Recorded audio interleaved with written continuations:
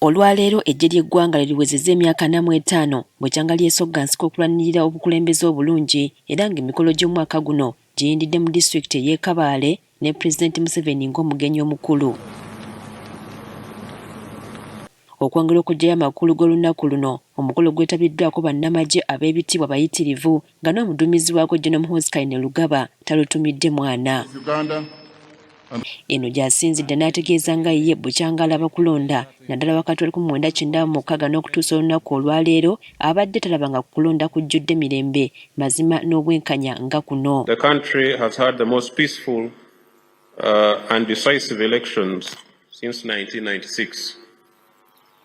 The electorate largely heeded our advice to vote and then go home without causing any trouble. Muhoozi agambye nti abantu yabalaba nga bakedde bulungi okugenda mu bifo bye bakubira akalulu awatali kutaataganyizibwa kwonna, nti era ne babeera bampisa ekimala ne bagoberera ekiragiro ky'akakiiko k'ebyokulonda ne badda ewaka nga bamaze okulonda.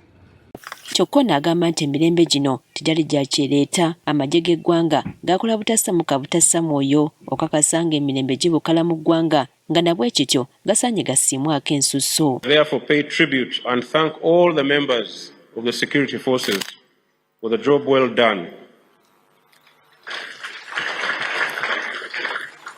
They were able to maintain peace and security throughout the country during this election period.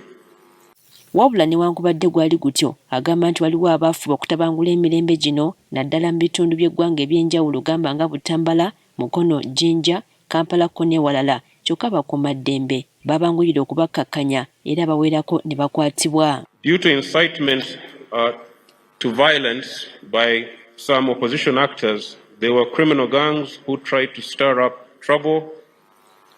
The security forces dealt with the troublemakers promptly, arresting and charging scores of suspects in the courts of law. Many were remanded and are awaiting trial by the courts.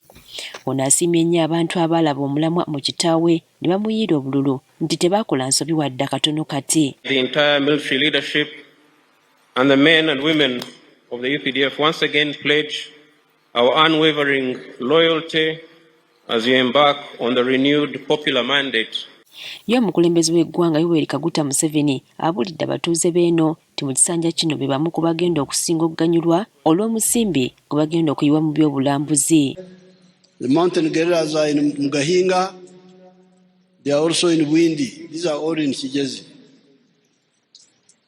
So we are improving the infrastructure. We are building what we call the tourism roads, tarmacking them to link these areas very easily for travel. Ono abakubye akaama nga gavumenti bwagenda okuzimba ebisaawe ebinene Embalala ne Kabale. I want to thank Amosinze. He gave us land somewhere here where we are going to build with the ruler of Sharjah a big airport there. We are also going to build another huge airport in Mbalala. Agambye nti enteekateeka zimaze okubagibwa okakasa ng'obwavu bufuuka lufumo mu ggwanga mu buli kasonda kaalyo era ng'amaanyi bakugasa nnyo ku nkola ya PDM oba Parish Development Model ko n'okufaayo ku bavubuka abali mu bibuga abamanyiddwa nga aba ghetto. Priska Namulema agafeeyo ku Spark TV.